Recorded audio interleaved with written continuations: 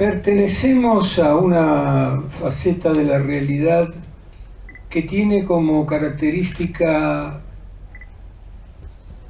la originalidad. O sea, que hemos ocupado lugares que estaban vacíos a lo largo de nuestras historias personales para hacer cosas que nadie hacía antes. No por demostrar que es posible, sino porque era inevitable. Por alguna razón sensorial, genética, hay gente que no calza en el sistema a todo lo largo de la historia. No calza en el sistema porque trae semillas del futuro. Y recién me causó gracia lo que le comentaron a Pipo hojeando el Expreso, por una breve anécdota que voy a narrar.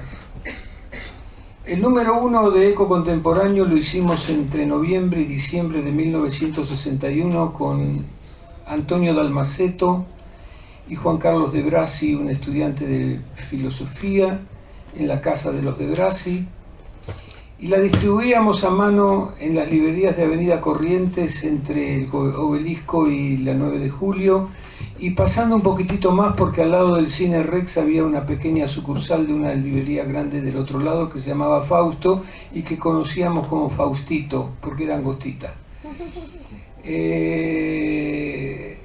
Salimos a repartir en consignación la revista, dejándola en consignación 5 ejemplares en un kiosco aquí, en un kiosco allá, en una librería más allá.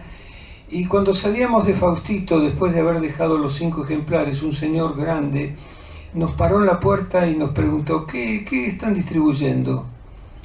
Y le mostramos un ejemplar. La hojeó, me acordé del amigo tuyo que la hojeaba, tío. Nos miró con lástima y me dijo textualmente: a vos con esta revista te van a comer los piojos. No es que no la entiendo, por lo cual no te impugna, no, nos invalidó desde el vamos. El señor era el dueño de la cadena de librería Fausto, se llamaba Gregorio Schwartz, ha fallecido. La librería Fausto no existe más, se la comieron los piojos. Traigo esa anécdota porque ocupar los lugares vacíos libera de combatir la preservación del lugar que uno ocupa cuando desplaza a alguien, a algo o cualquier otra situación, ya sea en política, ya sea en el show business, ya sea en la literatura. Generalmente la gente pierde mucho tiempo preservando su silla. El Expreso Imaginario, que es el detonante de esta reunión, no fue para mí una sorpresa porque ya lo conocía de antes a Jorge Pistocchi. A Pistocchi lo conocí en los días de Almendra, cuando empezó Almendra, como benefactor de Almendra, en cuanto al equipamiento y a lo que compraron en el exterior con una herencia. Y a través de los años hemos tenido un vínculo hasta sus últimos días, no digo casi permanente, pero constante. Pipo ponderó a un personaje llamado José Luis D'Amato, que fue coprotagonista de la primera etapa de El Expreso. No voy a contar por cuál motivo D'Amato salió del Expreso y se pasó a Mutantia, pero se lo pueden imaginar. Era gente muy libre, gente muy espontánea y gente muy extrema en cuanto a las decisiones que se tomaban, porque nos jugábamos la vida en la práctica. No es que corríamos riesgo de desaparecer en cualquier momento, aunque sí lo podíamos correr en cualquier momento. Esa era la paradoja. Y Pistocchi fue un ser excepcional, diferente, que se especializó toda la vida en ocupar lugares vacíos y haciendo en esos lugares vacíos cosas fundamentales que no había y que hacían falta. Porque en los lugares vacíos se puede hacer cualquier cosa, pero si uno, aparte de hacerla, es algo que hace falta, nos encontramos con Expreso. Yo, tal vez por alguna enfermedad que desconozco o algún virus, siempre he estado unos pasos adelante, un poco por edad y otro poco por sensibilidad, hablando de cosas que nadie entendía, haciendo cosas que me miraban con lástima como el señor Schwartz, y ocupando espacios inesperados, que son instancias de poder que uno no fabrica, uno no dice yo voy a estar ahí haciendo tal cosa. Yo iba a un lugar, pasaban cosas que no esperaba y terminaba tomando el poder. A Pistocchi le pasaba lo mismo, pero al revés. La gente a veces le rajaba, porque tenía demasiada sintonía con el adelante. Y eso se ve en las cosas que hizo, porque Expresso no fue la única revista que hizo. Yo me acuerdo a Pistocchi vendiendo la revista Mordisco en la puerta del Teatro Astral, cuando se hacían los grandes recitales. A mí me tocó producir los recitales de Artaud de Spinetta porque las extremas posiciones que se tomaban hacía que la gente dejara de hablarse entre sí durante algunos meses o años. Yo me dejé de hablar con el Expresso, no sé si usted recuerda el episodio, el Pipo,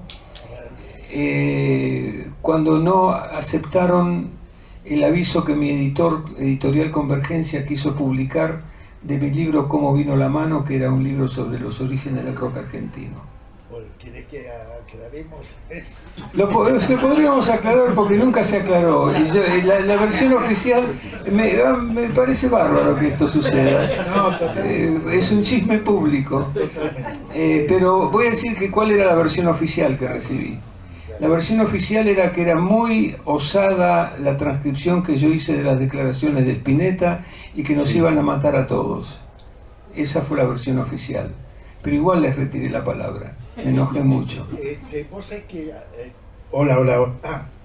Vos sabés que yo le dije a Pistocchi, porque además encima yo estaba en ese libro y había un reportaje largo y fue para mí una cosa muy especial que vos vinieras a hacer un reportaje para el libro.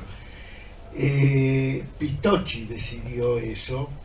Yo entendí que decidió eso porque no le gustó el reportaje de Spinetta, no porque eran peligrosas las opiniones de Spinetta, sino porque no le gustó que Spinetta dijera que Papo y toda esa cosa, negar Sociedad Anónima y todo eso, y se puso bastante mal, y hubo un periodo largo que había como una especie de situación rara con vos. Frío. Sí, y yo le decía, pero flaco, es el tipo que nos hizo la primera nota, que nos apoyó, pero bueno, Pistocchi era un tipo muy especial. A la inversa de los piojos, yo estaba un día en una oficina que usábamos como redacción en una distribuidora de películas con D'Amato. Mucho tiempo después, cuando Pistocchi ya no estaba en el Expresso, y con eso redondeo la anécdota, suena el teléfono y me llama Pistocchi y me hace una propuesta que acepté, que fue como la bandera blanca. Ahora voy a decir cuál era la propuesta. Pero cuelgo y D'Amato, que se fue muy enojado con Pistocchi del Expresso, me dice, ¿quién era? Le digo, Pistocchi. Ah, ¿y qué quería?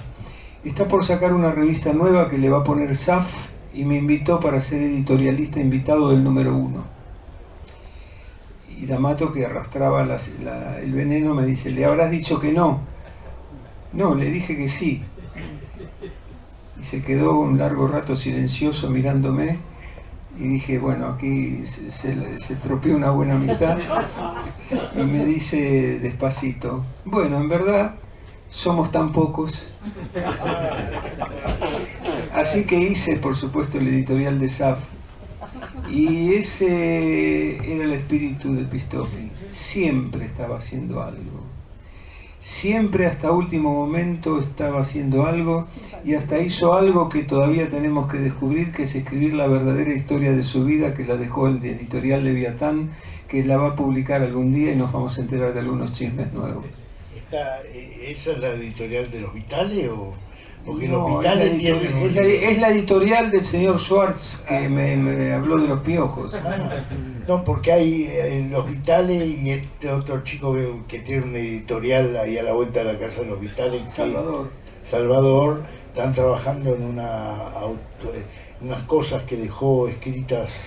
En una de esas las aguas están confluyendo. Bueno, perdóname, aprovecho para decir que acá tenemos a Sebastián de Benedetti, que junto con Martín Graciano escribieron el libro sobre el Expreso, y me imagino que le habrá encantado escuchar estas anécdotas. Para eso estoy. Porque no estaba en nuestros planes poner los trapitos sucios al sol. Estoy grabando todo. No, pero es bárbaro que haya sucedido. La pequeña interna de la alternativa argentina, que éramos 5, la verdad que éramos tan pocos. Sí.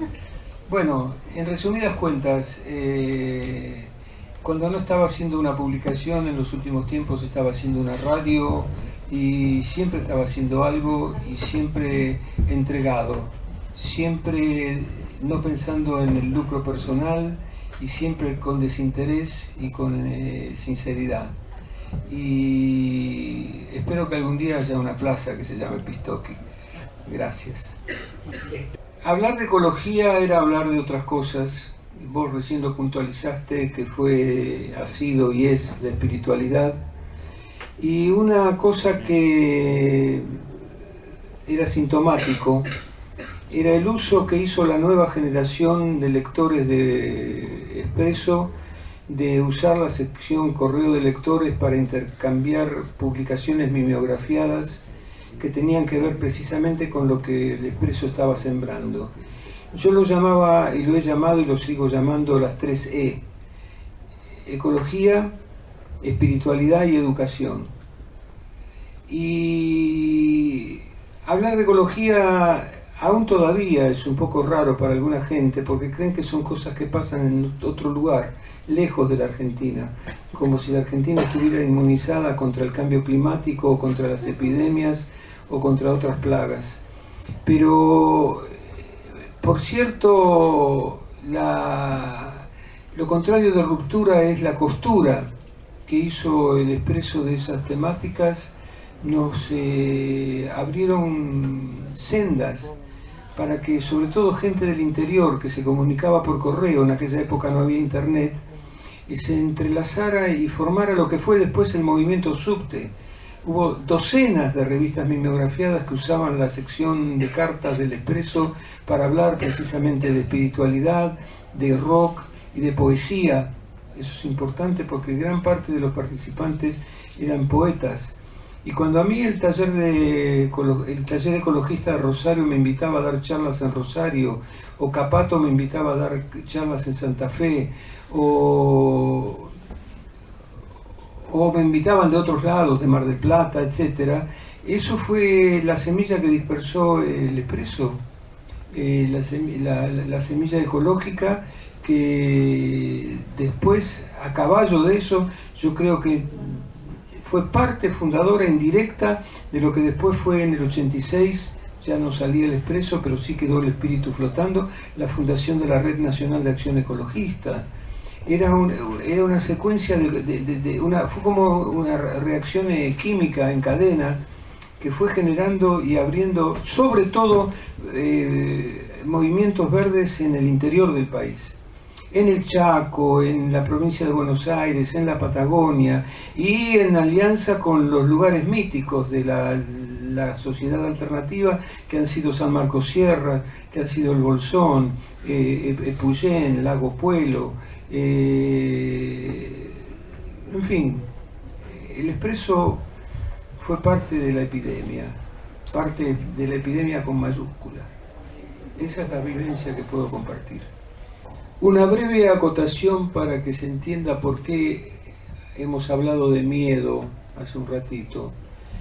El Plan Nuclear Argentino fue un decreto ley número 301/79, firmado por Agosti, Macera y Videla, como para no tener miedo, ¿verdad? Y la central atómica de Embalse se inauguró en 1982. En 1982, hoy estuve mirando la foto, me invitaron a Nairobi, Kenia, como editor de la revista Mutantia, para asistir a un simposio titulado El medio ambiente y el futuro, y descubrí que el director de ese centro de enlace en la capital de Kenia era un muchacho llamado Delmar Blasco, oriundo de la provincia de Santa Fe, que había pedido asilo político al alto comisionado para refugiados en Buenos Aires porque tenía la inconveniencia de tener 2 cuñados en el ERP y que le requisaran la casa 2 veces por semana. Requisar la casa era aterrorizarlos, patearles las puertas, romperles la losa y preguntarles dónde estaban los guerrilleros. La esposa de él, Elena, estaba embarazada y llegaron a un momento de intolerancia al miedo. Cada vez que alguien golpeaba la puerta les daba el terror, y el alto comisionado de los refugiados lo exportó a él y a su mujer a España como refugiado político, como asilado político. Él soñaba con ir a trabajar a UNESCO y nunca tuvo oportunidad de llegar a UNESCO, y cuando le vencía el año de gracia que tenía para definir su futuro o volver al país, no quería volver al país, por supuesto, y agarró lo primero que encontró, y que fue la administración de un centro de enlace para el medio ambiente en Nairobi. Ahí, hoy no sé si sigue porque perdí contacto con él, pero él llegó a ser coordinador de Ramsar, que es el convenio de Naciones Unidas que se ocupa de los humedales, y como director del CEMA, el Centro de Enlace para el Medio Ambiente, hizo en mayo del 82 ese simposio, invitando a los latinoamericanos que conocía. Ahí entendí qué pasaba con Mutantia, que yo canjeaba con el Ecoforum del CEMA, porque digo, a mí me interesaba leer la revista de ellos, pero yo decía, ¿quién corno va a leer la Mutantia ahí? Bueno, él era mi único lector en el África.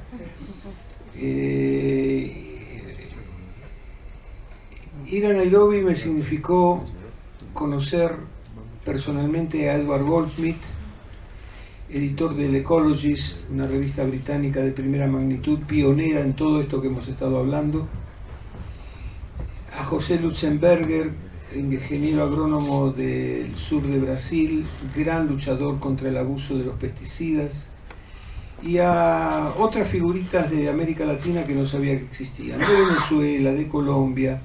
Pero me pasó algo raro. Tuve un enorme éxito entre los compañeros africanos y asiáticos que había en la conferencia, y como tenía que haber elecciones en el Centro de Enlace para el Medio Ambiente, me candidatearon para las elecciones y gané las elecciones. Y me convertí en miembro de la Junta Directiva del SEMA durante en verdad el mandato era por 3 años, pero después se sorteó y me tocaba renunciar y fui reelegido.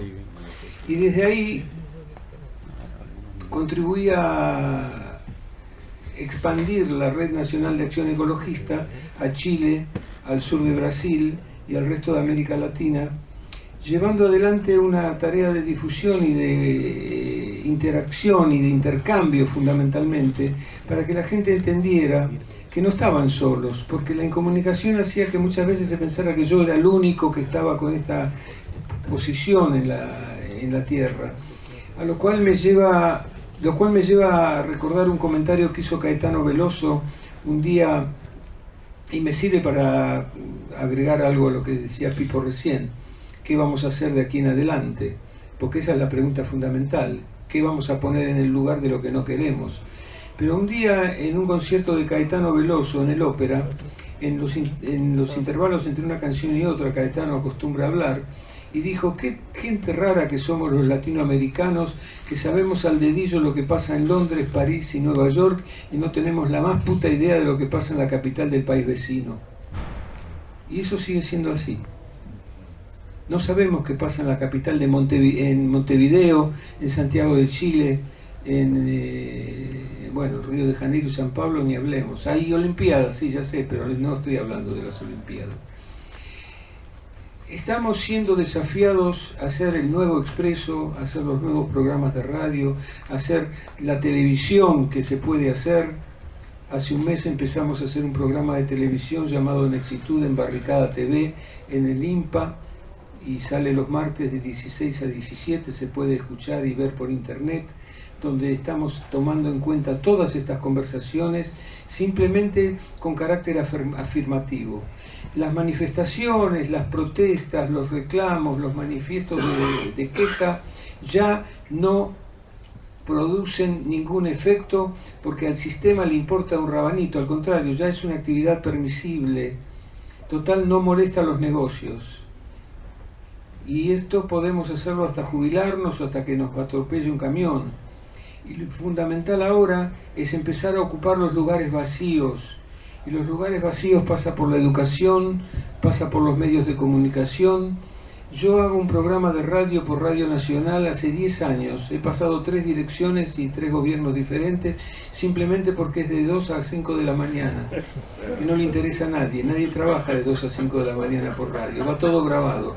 Yo lo hago metódicamente el amanecer del sábado en vivo. Y hago la obra de difusión que se puede hacer por un programa de radio que se llama Rock que me hiciste bien, pero hablo de ecología, de espiritualidad, comparto lecturas, promuevo libros, y lo mismo estamos haciendo con la televisión. Y eso es lo que tenemos que tener en cuenta. El Expreso demuestra, o yo con Mutantia, yo no tenía un mango para hacer Mutantia, y le interesó a Andrés Casioli, editor de una revista exitosa en el año 80, que era Humor Registrado. Y así fue que salió mi revista hasta que me pude independizar y hacerla por mi cuenta. También me fundí por mi cuenta, pero esa es otra historia. El desafío en este momento es descubrir qué uno quiere hacer y hacerlo, sin discursos.